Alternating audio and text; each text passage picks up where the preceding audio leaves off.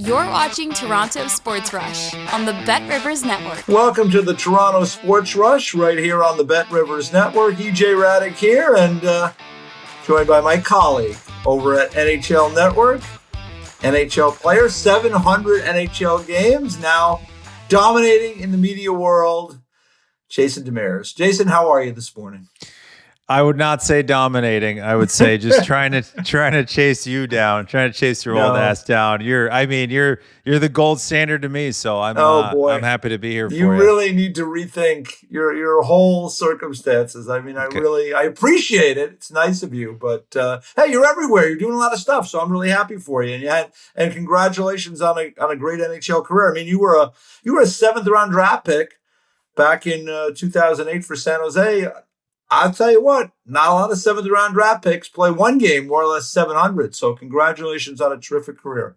I was underrated, my whole career. Just wasn't enough respect. Well, hey. No, it was. I never thought it would have turned into that, but I, tell people all the time I blinked and it was over. Yeah, that's quick. That's life. But you know what? That's the philosophical podcast is on another network, so we'll have to someday we'll get on that one because life is full of these things, right? Time goes by very, very quickly. One of the things I always enjoy, when I speak to you or when we work together or I see you at the office is we can chit chat about a lot of things, a lot of speculation, what we think teams need. So that's inspired me to try to get you to join me here because we talk about the Toronto Maple Leafs and, we're in the present all the time. And, they had a night, they've won 3 in a row. Things are good right now. Nylander's back. He's been really, really good for the Leafs so far this year when he's been in there. He missed a couple of games, but we're thinking about what they need, what they could add at the trade deadline, maybe to give them a better shot. And I identified early in the year, I thought they need a top 6 right shot forward. And I think we've been in agreement on that, right? Yes. That's for me is their need. And now I know everybody's going to be like, but we had one, specifically Dan Rosen, but they got what they needed, I believe, from Mitch Marner, which was some depth pieces. They got that. They received that. They received some cap relief because they wouldn't have had to pay as much for Mitch Marner. Now's the opportunity. Now that you got your depths all set, because I did like, especially last night, the look of their depth with Lautenbach, Lorentz. You kind of saw a glimpse of what this could be. We've talked about it ad nauseum, and people will go, well, that makes no sense, but it's true. I don't think they're worried too much about the season. They want to have a team built for playoffs, and they're very big and very heavy, but they're missing that kind of spark plug on the first line right wing to play with Austin Matthews. I think Matthew Nyes is kind of the staple with him, but it's going to be a lot of who can be that fill-in, that right-handed shot, because Austin carries the mail, and Austin is always going to be the focal point of that team, but he needs a guy to get him the puck. He doesn't necessarily create these spectacular plays. He's the guy that moves the puck. He finds the open ice, as we've seen so many times, and then when you give him a little bit of room, like last night with that Marchessault pass to him, he's going to bury that puck 9 times out of 10. So you need a guy, a righty, that can do that consistently, because for a lefty coming up the wall, that's a tough pass to make by Marchessault. A righty, it's a lot easier. So I think we've kicked around a few names that even we were on the show after we, because you do first shift. So by the time you come downstairs, we're kind of getting ready for NHL Now. So I'm always trying to work, and then I just hear you walk by and you meander by. I start asking you questions. That's right. You pester us, and we kind of go back and forth. And we were sitting down right before NHL Now, and me and Mike Rupp looked at each other, and we're like, I kind of like that. I kind of like the kind of names we threw out, and I'm like, this should be priority 1 for Toronto. Yeah. So the name I've settled on for the Leafs, and it's for a couple of different reasons to the right shot. And let's face it, they can load up, they can keep Nylander with Matthews if they want, and they've had success with that. Nylander's been really good, but I think you want to be able to just have another line that's dangerous, right? And you'd love to have, the ideal situation is to have Nylander with Tavares, and then have someone else in there, because Nyes is one of those guys that can slide around. You want to have that kind of flexibility amongst your top 6. So the name I came up with was Jonathan Marchessault from Nashville. Now, he is He's got 3 more years left on a contract. He'll be 35 in December. He makes $5.5 million a year. He is someone that has won the Conn Smythe Trophy before. He's won a Stanley Cup. He's got a little swagger, but he's also got a no-move clause. So when we say this, when I bring this up, I say, remember, he's got a no-move clause. He may just decide, I'm not going anywhere and make it really, and really, he could dig his heels in and not want to go anywhere. So this is all speculation. In Nashville, they may not want to move Jonathan Marchessault, but they also, if they don't do well this year and they kind of fall out of it, they might be looking to maybe move on from that contract, $5.5 million for each of the next 3 years. Which won't be much. Toronto doesn't have, here's the reason why I like this deal so much. Toronto doesn't have a lot to offer to go get, like you brought up, Nick Schmaltz, who could, maybe he doesn't re-sign in Utah, another right shot guy, younger player. We could talk about Alex Tuck, who's a right shot guy in Buffalo, that, those teams are going to want more. They're going to want players, high picks. Toronto has traded away a lot of those things, but the willingness to take on a contract makes it a little bit, maybe you give up less in return and you can get a player that can help you. So give me your thoughts on Marchessault, maybe as a guy they would look at the deadline or as they close into the deadline, if maybe Nashville would make him available. Well, I think this year, too, is going to be a little bit special with the Olympics. Like, I wouldn't wait too long if you're going to pull the trigger, because we talk about getting assimilated, and, like, you don't want to bring somebody in really close to the Olympics and then, you get a couple games of them and then it's the break and everybody goes their separate ways. And by the time you come back, it's a sprint and, like, you have no time to get ready. There's no practice. You want it now to kind of get through those growing pains. We talked about Marchessault. It's a guy that's done it. He can still get it up and down the ice. He can still score. He's a shooter, but he can make some passes.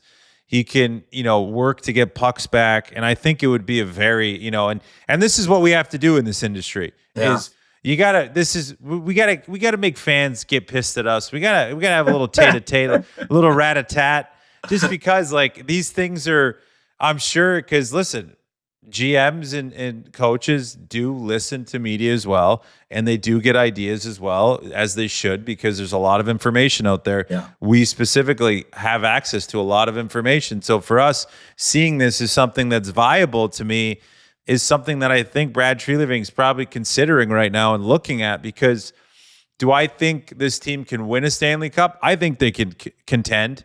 Do I think they're missing that piece? Yes, I think they're missing a right piece up front, and I think Marchessault checks that box. Now, also Nick Schmaltz, I think, if he can't get a deal done, is somebody that's very interesting. And I know you say they don't have much, but, an Easton Cowan, Nick Robertson, a couple of these guys that, I don't know how high their ceilings are in Toronto, really, other than being a couple, bottom 6 to potentially top 6 guys. So you could make some trades, but Marchessault is just that guy, and $5 million with $5.5. Yeah. I mean, with the cap going up, that's not bargain really anything right now, really. It's a bargain, and in 2 years, it's not going to be really anything. It's going to be 5.5 is going to be the new, $2.5 million deal, the way the cap's going.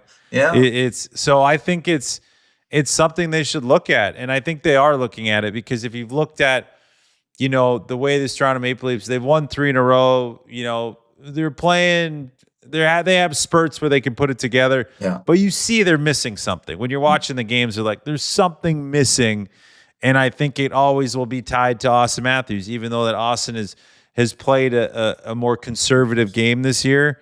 I think he needs something to give him a catalyst and a boost, and I think a guy like Marchessault could do that. Yeah, I just think when I look at their team, right, they went out and got Machelli, and they tried him on that side. They tried Cowan on that side. Those are left shot guys, and, Cowan's back in the minors. Now, I think that's kind of a numbers deal. I don't really think they want to trade Easton Cowan. I mean, I think they want to give him an opportunity because, he's a young player, and, he's got an opportunity maybe to be a good player for them. And again, I go back to that's why Marchessault is appealing, because you take on that contract, and I don't want to hear about the cap ramifications. Make it work. Teams do it. Vegas makes it work. If you want to win a Stanley Cup, you have to be ruthless. You have to make things work sometimes. And so I just think they won't have to give up significant assets, which they really do not have to offer right now, but a willingness to take on the whole contract, maybe a second, maybe a B prospect, maybe something else off your roster if you need to move some money out. I like what you said before about seeing this team now a little bit more fully with Lawton back in the lineup and Lorentz there. They are big and strong and harder to play against. They probably need to add another depth defenseman because I do worry about their D. Well, there's one guy. I'm worried about their D. Rasmus Andersson for me. If you would talk about making something work, talk about making something work and trying to win a Stanley Cup, because that should be your goal. Yeah, he is one where I would be. I would bring him in over a first line winger for Toronto. If you could make that work, and I know that's significantly more money, but I just think that is what puts you over the top, because I am worried about Toronto's defense. And, my thoughts and prayers, and I always hope, Chris Tanev, that didn't look great, but we know his track record, and he is an absolute warrior and has taken a lot of beating over the years. And can he survive a Stanley Cup run? I don't know. And when he's gone, it does leave a hole on that roster. Yeah. So they need a guy that can come in at a moment's notice and still perform well, or you need a guy so that Chris Tanev doesn't have to be leaned on as much and can kind of play that 5-6 role, because him playing 22 minutes a night, especially with that injury, when it's always nerve-wracking when you see a guy not get hit directly on the head and have that severe of a reaction, because that typically means that something's not in the right spot. So to me, it's always, I hate seeing that, and I want him to be good, and I want him to be able to be effective still and not, be a liability injury-wise for himself. So that's why I'm like, that to me would be the bigger issue to solve, is like, as much as I want a top right guy with Austin, I think with the size, they can kind of they're playing Berube's style where they play a little bit more defensive. They're going to lean on that, the structure more. But if you could make it work for a Rasmus Andersson or a big right-handed defenseman, I think this team is a true, because when you look at it, has Toronto really ever had a true, when's the last time they had a true number one? I know it's been, you talk about Morgan Riley, but guy. I don't know. Boreas Salmon? That's what I mean, right? Thomas Caberlet? No, I still go to Boreas Salmon. Yeah. A true number one. They're hard to find. They're hard to find. They're hard to find. And I think Rasmus Andersson could be somebody like that.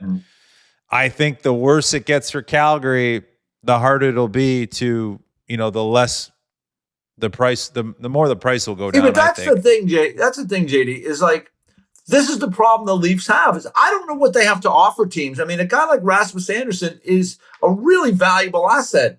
Do they have number one picks they want to trade for them? I don't really, outside of Easton Cowan, they have a couple other prospects, but it's not like they have these dynamic prospects in their group. They've made some of these moves to acquire other guys. So that's the biggest problem, I think, for Brad Treliving is in a competitive market. Rasmus Andersson is going to be a valuable commodity. There's going to be a lot of teams after him. That's going to be a hard deal to make, just because I don't know if they have the assets necessary to compete for him. What's the price tag for you for Rasmus?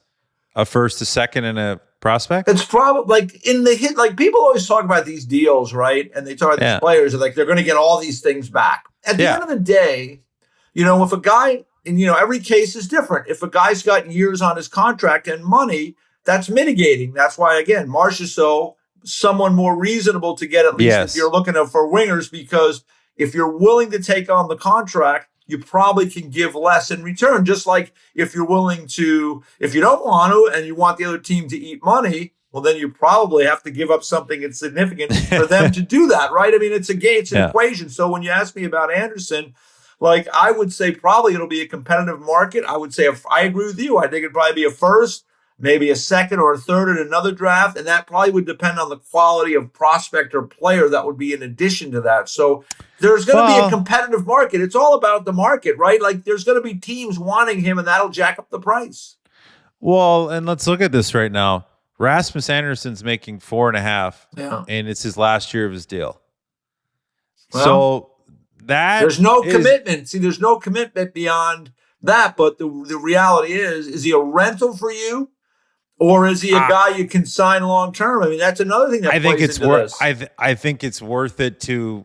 He's the type of player that you take that gamble on. Yeah. Kind of like, who just did that? Where you bring a guy in and you hopefully he gets excited and loves it and stays there. Marty Natchez or.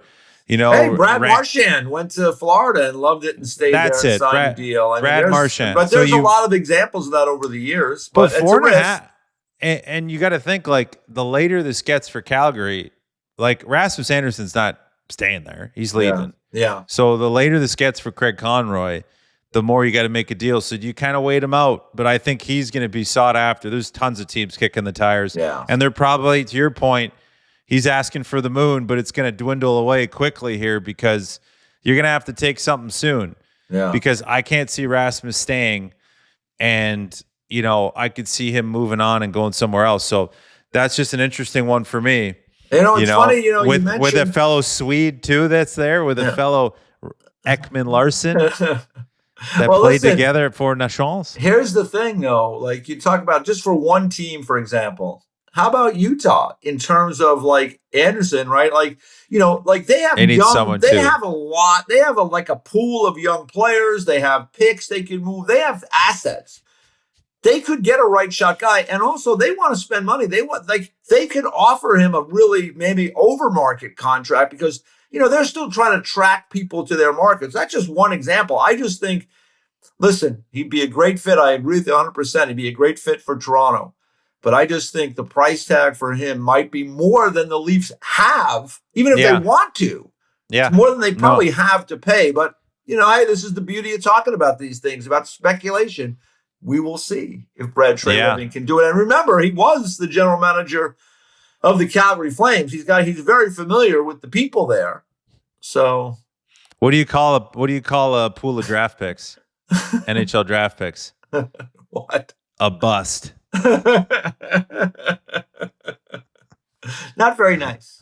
Not very nice. I know. I was a 7th rounder. Come on. That's right. The first round, second round. It's all a crapshoot. All right. All comes down to the man. Before we got a couple more minutes here, before I let you go, there was something that happened last night with the Ovi got his 900th goal. So congratulations to Alex Ovechkin. Unbelievable. I mean, it's crazy. It's like he's in a club where he's the only member. He's sitting there with the only jacket, walking around. There's nobody else in the room. He's by himself. So will there ever be somebody else that gets there? I don't know. I mean, Austin Matthews, in terms of scoring goals, like he's on the trajectory maybe to do it, but I just don't think he's going to play long enough. And I don't think he's going to be he's already had some injury issues. And I mean, listen, I hope I'm wrong. I hope Austin Matthews never misses a game for the rest of his life and plays till he's 45. But that's the thing about Ovechkin is he had such a burning desire to score goals all the time and to be in the lineup. And he's been relatively healthy. So he might be in that room by himself for a long time.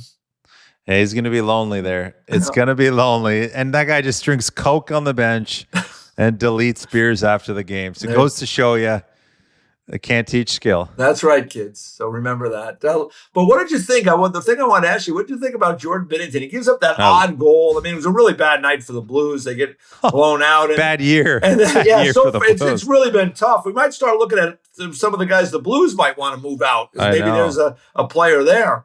I think Jordan Kyrou's a right shot, but that's a big contract too. Who knows? Talk about him every year. Who knows? But as always. But what did you think of Binnington grabbing the puck and kind of trying to skate away? I mean, it's a joke. I mean, obviously he knows he's not going to get away with the puck. It would be a nice keepsake, but I love it just because he's just such an interesting personality, and I've had the ability to sit and chat with him a bunch and hang out with him, and he is as advertised. He's just a different guy. He's a great guy. Yeah. But he just thinks differently when he gets in that mode. When he puts on that goalie mask, he transforms into Binner or whatever he is, and he's Jordan the rest of the time. And he just does outlandish things. And I just think it was funny to kind of hijack that moment a little bit. I don't know.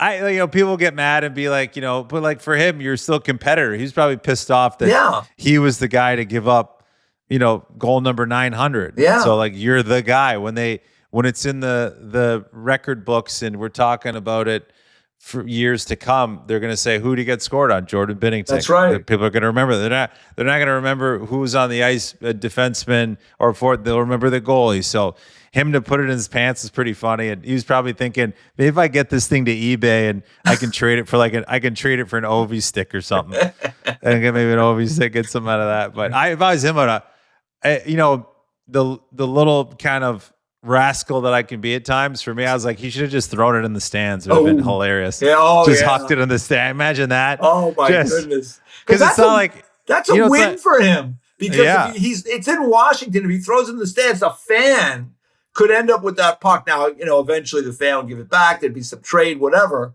But that could have been funny. I just think like set off a riot. It might have set off a riot too, but I mean, who knows? I would have set off a full riot. But like you look at baseball, people have the opportunity to catch a home run. Yeah. Hockey, you can't catch a goal scored. So you have the opportunity to huck it in the crowd and see if somebody just runs off with it. It'd be great. Crazy. Great. Well, listen, for Jordan Binnington, he unfortunately will be remembered for giving up the 900th, but it's not so bad when you have a Stanley Cup ring on one side and a Four Nations face-off trophy, international league competition on the other side. I think he can live with it. Yeah, he's sleeping pretty good, I think. Yeah, well, he'd be sleeping better if the Blues were playing better. But again, that's another podcast for another time.